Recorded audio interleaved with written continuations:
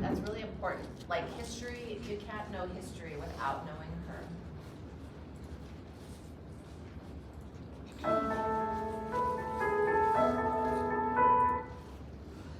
So let me tell you a little story about her. 3 superstars of the Surrealist movement. It will be a test question.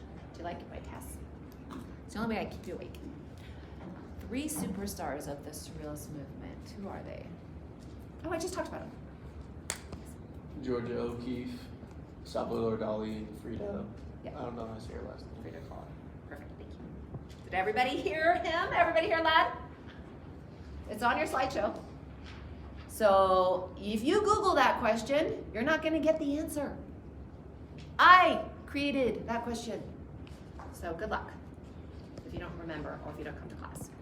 But you're all in class, so you're good at it. Okay. Anyway, this is Frida's work. She dressed up like a man. So she was like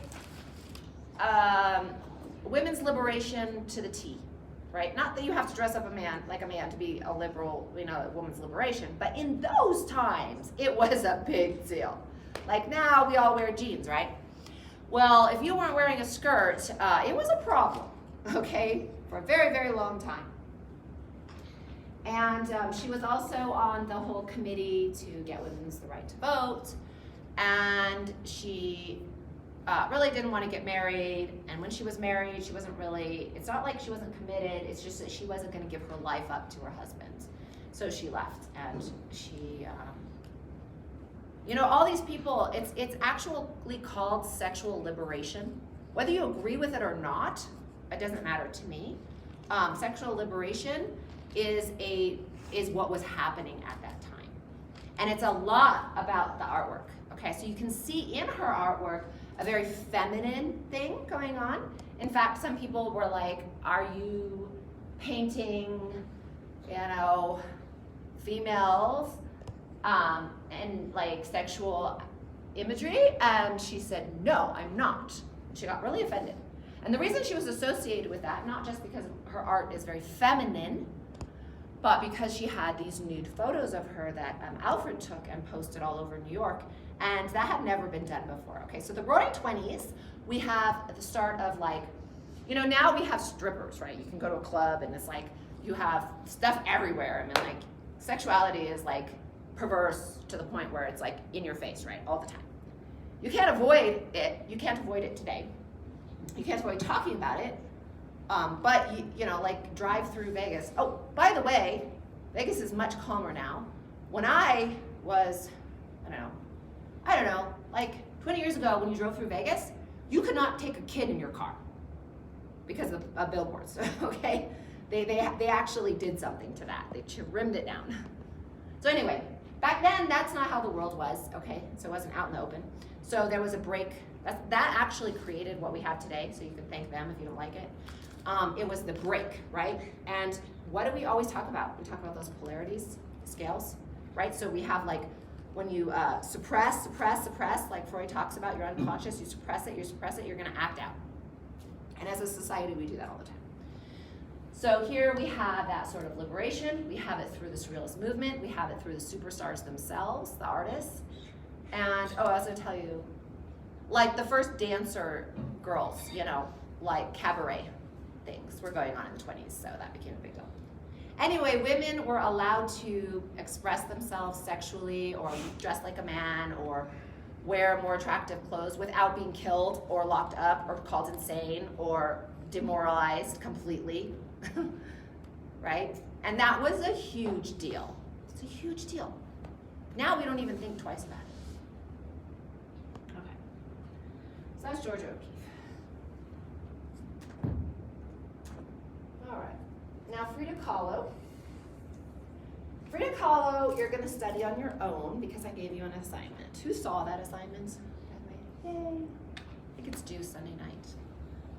Please watch this video and take notes, answer the questions. I mean, I won't know if you haven't completely watched every minute of it or if you put it on 5x5 speed. I won't know that. Yes? So actually, I've completed everything on that except for one of the first questions talking about something about doing in class. What was the question? for that assignment? Yeah. Something to do with learning about her in class Okay.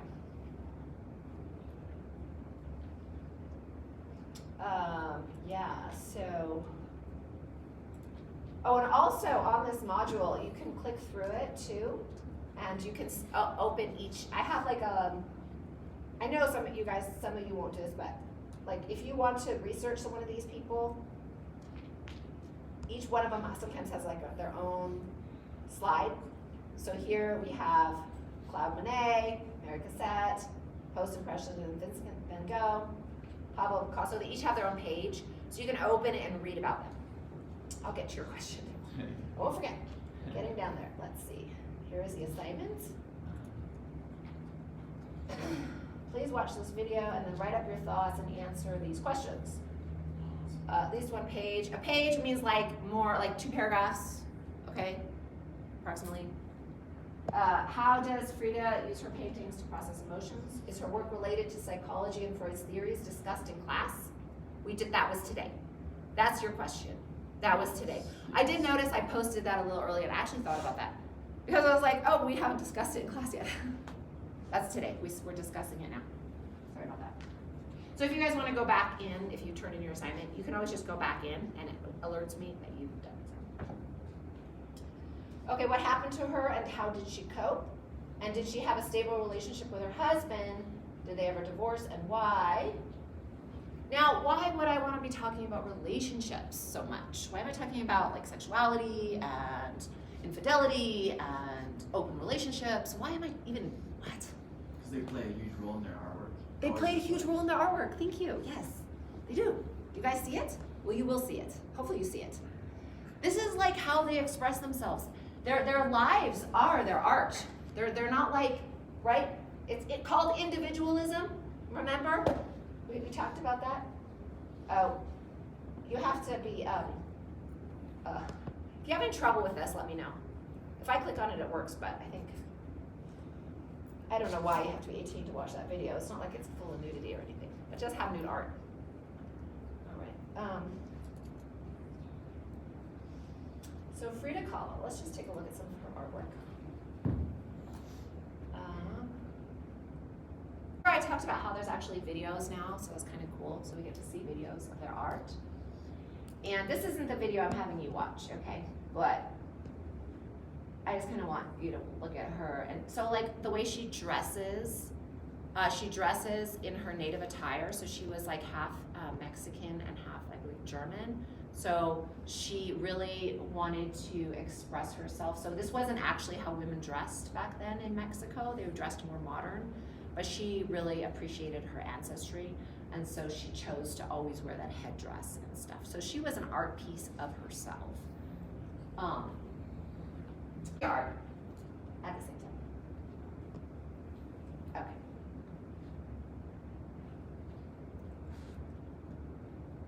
I mean, we can watch videos and stuff, but basically, she got in a bus accident when she was like 18, and she suffered greatly from that. And so all of her artwork is just expressing how to deal with physical pain, because like she had physical and emotional pain her whole life, like constant.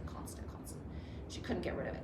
She had emotional pain with her husband, who was had a lot of girlfriends, and so she decided to get herself a girlfriend as well. She's the first lesbian artist to come out, or bisexual. It's another whole aspect, right? That's current in today's world. Like we talk about that a lot in today's world. Even if it makes you uncomfortable, it's still a subject that is probably in your face right now. Or it doesn't make you uncomfortable. I don't know, maybe you're interested in it. But then it's almost like now in some respects in that way. So she had like a love affair with a woman, and she had a love affair with a politician. And so it's sexual liberation at the same time as like suffering. Like you don't get to do something without a consequence, right? So all of these artists who were in this movement of like open relationships and having affairs and having this like lifestyle, that it wasn't like a secret. Like, you know how maybe politicians or something, or people who are really rich businessmen will have like affairs or whatever, and it's like a secret.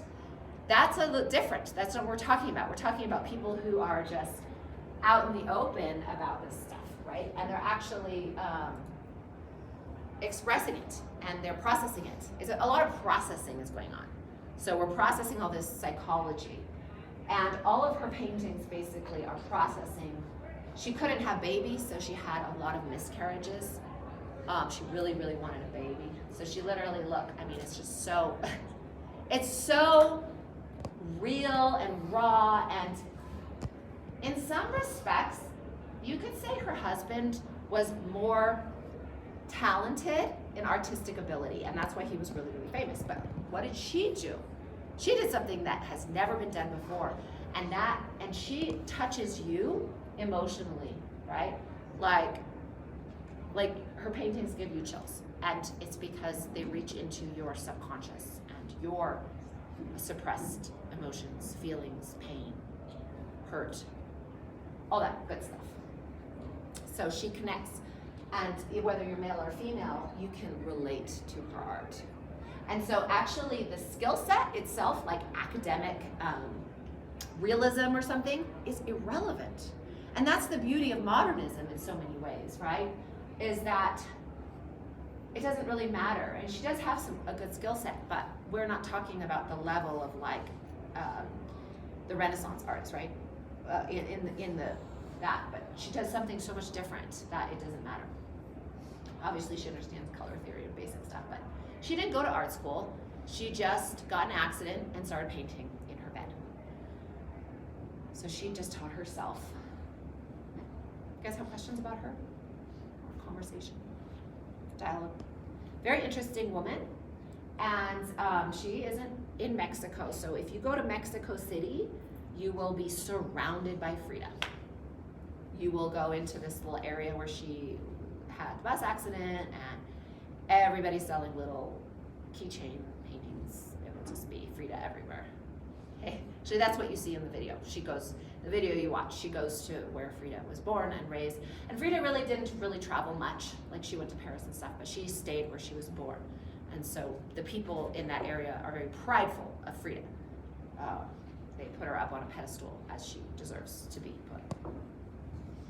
Her artwork is prolific, and she is the one, look, she's wearing a suit. We see this feminist motion, this motion towards feminism, even though a lot of her work is feminine. So it's kind of interesting, because what is feminine and what is masculine, right? And these artists are expressing that in their own way, right? Even like Dali's version. It's very intimate. Than any other artists that we know of today. So remember that. She did the most portraits, self-portraits. Of course, if you're just lying in bed most of the time. She did get up and get better. She would go through remissions. She had a metal piece up her spine, so she had a lot of problems. But she would actually get up sometimes and go through stuff. So that is Frida. She's very, very famous. And she is an inspiration.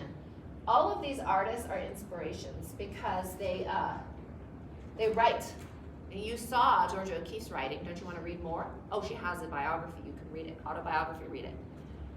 Maybe one day, if you take a psychology class and you have to write a paper, you could write it on her, because she wrote an entire biography and autobiography. I've read it. So, there's a lot of writing at this time. Here's her two Fridas. Basically, she was very traumatized by her love of her husband. So, Diego Rivera. She divorced Diego. Oh, I don't want to tell you, because then it's on the quiz. I'm not going to tell you the name. Okay, I'll shut up. I'm going to give you away. You have to watch the movie.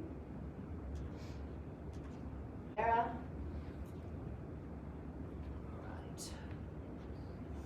Okay, I'm going to talk about another artist, because we have the time. Okay. And then, so there's the three, right? That's all I really care. There's more, obviously there's more. many, many, many surrealist artists, but they're the three superstars that I want you to know. And they relate to psychology, and they each relate to psychology differently. Okay, I want you to consider how they each relate differently. Like, for example, Georgia O'Keeffe is coming from a very feminine, internal processing of her personality, her sexuality, her individualism as a female. Salvador Dali is expressing like the dream world, and he considers himself insane. In fact, all of his do we have time? All of his interviews, he acts insane on purpose. Like, he comes in with like anteater as a pet, and he's kind of crazy. Like, he's just being wild. Okay, so these guys are the link. So I want to talk to you about this anonymous artist. So there was an artist who was in World War II, and this is coming into like more modern current art, because current art today is anything and everything. That's what art is today, anything and everything. And this artist is doing something where he's expressing the experience that he had in a concentration camp. And going through like, this is also like surrealist art. Okay, we're not going to get there yet. We aren't going to get there yet. I'm moving too fast. Let's go back.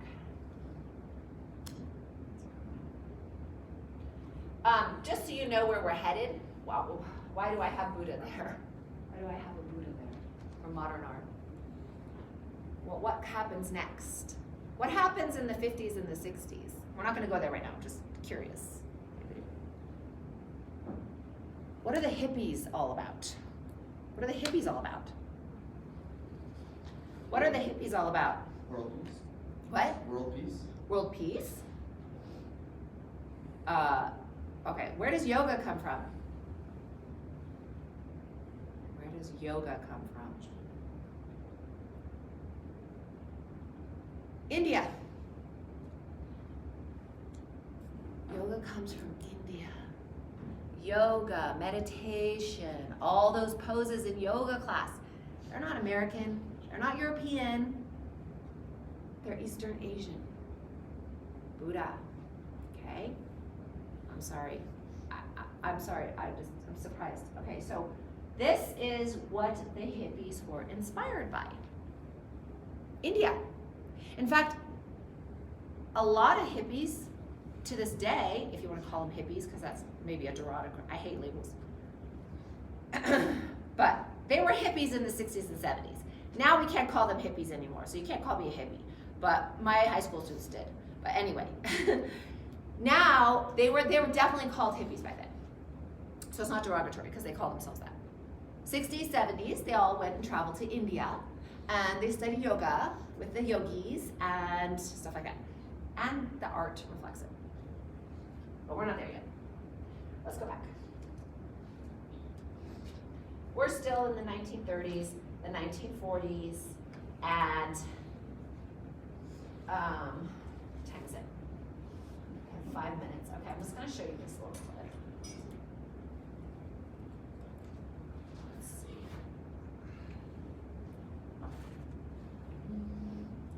see. De sus discrepancias con Picasso. Esto es absolutamente falso. Los periodistas... Y luego está la vieja y... You have to read because it's in Spanish, because Salvador Dali is from Spain. He does speak in English, but when he does have interviews in English, it's a real heavy accent. So just watch this for Historia a de second. sus discrepancias con Picasso. So you'll see that in all the videos that we watch. That's because it's a big issue right now, communism, right? Do you guys know a little bit about the history during that time? Yeah, anyway.